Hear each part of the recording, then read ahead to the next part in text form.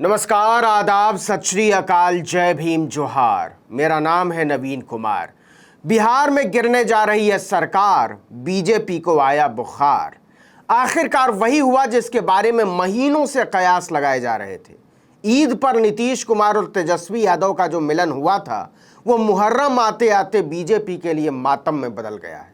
जी हां, बिहार में भाजपा के सत्ता से बाहर होने की उल्टी गिनती शुरू हो चुकी है और अगर ऐसा हुआ तो तेजस्वी एक बार फिर से डिप्टी सीएम बन सकते हैं। नीतीश कुमार ने सोनिया गांधी से बात भी कर ली है। इतना बड़ा खेल हुआ है कि पूछिए मत। बीजेपी ने महाराष्ट्र वाला गेम करने की पूरी तैयारी कर ली थी। आरसीपी सिंह एकनाथ शिंदे बनने को तैयार भी हो गए थे। आरसीपी ने फील्डिंग भी बढ़िया सजाई थी, माहौल भी बनने लगा था। लेकिन नीतीश ने ना तो उद्धव ठाकरे की तरह राजनीति की कच्ची गोलियां खेली हैं और ना ही वो किसी पवार के भरोसे बैठे थे। इसके पहले कि आरसीपी तीर कमान से निकालते, नीतीश ने करीने से आरसीपी पर भ्रष्टाचार के इतने तगड़े आरोप मढ़ दिए कि उन पर जांच की तलवार लटकने लगी। बीजेपी इसके लिए तैयार नहीं थी। उसे अंदाजा नहीं था कि उसके मोहरे को एक झटके में नीतीश भ्रष्टाचार के इतने गहरे दलदल में धकेल देंगे कि उसके साथ चिपकने में वो खुद दाग दाग हो जाएगी। इसी कहानी पर आगे आएंगे, लेकिन पहले समझ लीजिए कि कैसे नीतीश कुमार ने एक तीर से तीन शिकार कर डाले। पहला, आरसीपी सिंह को भ्रष्ट बताकर अपने रास्ते से उन्हें हमेशा हमेशा के लिए हटा दिया। दो, भाजपा को बता दिया कि बिहार की राजनीति में आप कच्चे भी हैं और बच्चे भी हैं। और तीन, आरजेडी के साथ फिर से गठबंधन करके 2024 के आम चुनाव में विपक्ष के चेहरे की दावेदारी की तैयारी कर डाली। जी हां, किसी भी समय ऐलान हो सकता है कि बिहार में जेडीयू बीजेपी गठबंधन टूट चुका है। सूत्रों के मुताबिक 11 अगस्त तक दोनों के रास्ते अलग अलग हो सकते हैं। इसके साथ ही राज्य में फिर से जेडीयू और आरजेडी की सरकार बनाने का ऐलान हो जाएगा।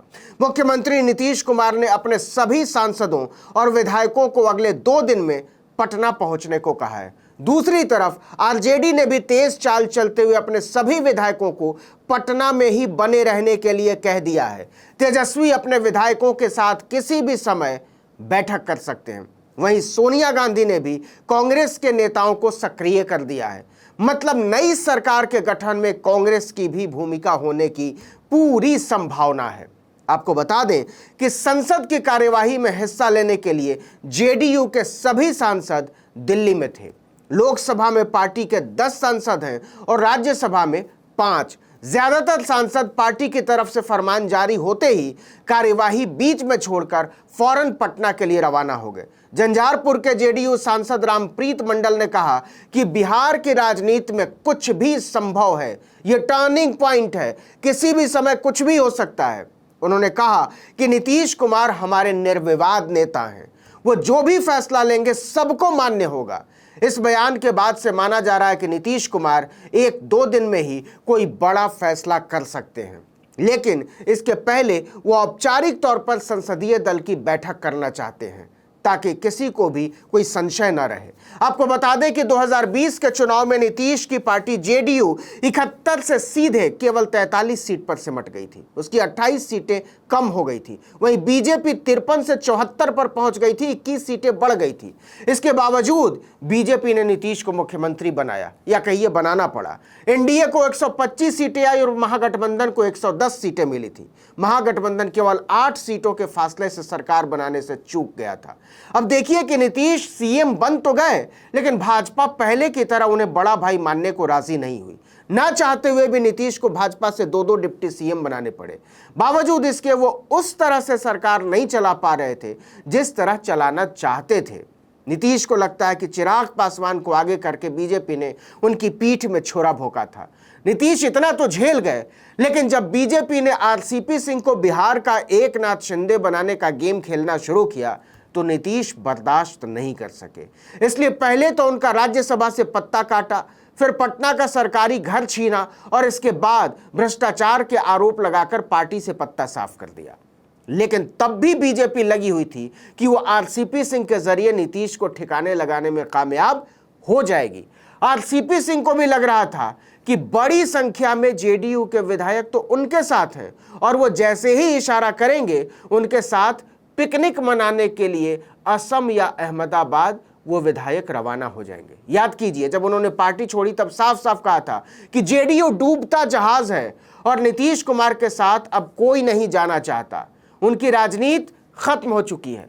इस पूरे खेल के पीछे बीजेपी की ताकत बताई जाती है, लेकिन नीतीश ने बीजेपी को खेलने का मौका ही नहीं दिया साहब। लंबे समय से नीतीश इशारा कर रहे थे कि बीजेपी अगर इसी तरह से चलती रही तो उन्हें अलग रास्ता देखना पड़ेगा, लेकिन बीजेपी मानती रही कि नीतीश जाएंगे कहां।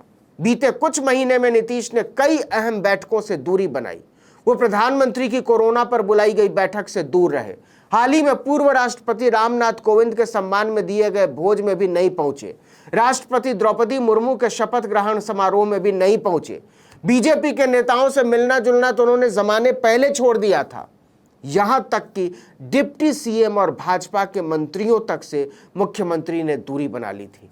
लेकिन जब 7 अगस्त को नीति आयोग की बैठक में भी नीतीश नहीं पहुंचे तो सबके कान खड़े हो गए। दरअसल आरसीपी सिंह बीजेपी की कमजोर कड़ी साबित हुए। वो कुछ ज्यादा ही उत्साह में आ गए थे। राज्यसभा और केंद्रीय मंत्री की कुर्सी जाने के बाद आरसीपी सिंह सीधे नालंदा पहुंचे थे अपने गांव, और वहां नारे लगे थे, हमारा सीएम कैसा हो, आरसीपी सिंह जैसा हो। इसके बाद से ही जेडीयू ने उनकी घेराबंदी शुरू कर दी थी। वो पार्टी के लिए एकनाथ शिंदे साबित होते उसके पहले ही उन्हें बाहर का रास्ता दिखा दिया गया। इसकी पूरी स्क्रिप्ट कुछ महीने पहले ही लिखी जाने लगी थी। जब तक वो सीएम नीतीश कुमार के साथ रहे उनके वफादार बनकर रहे, ये बात सच है।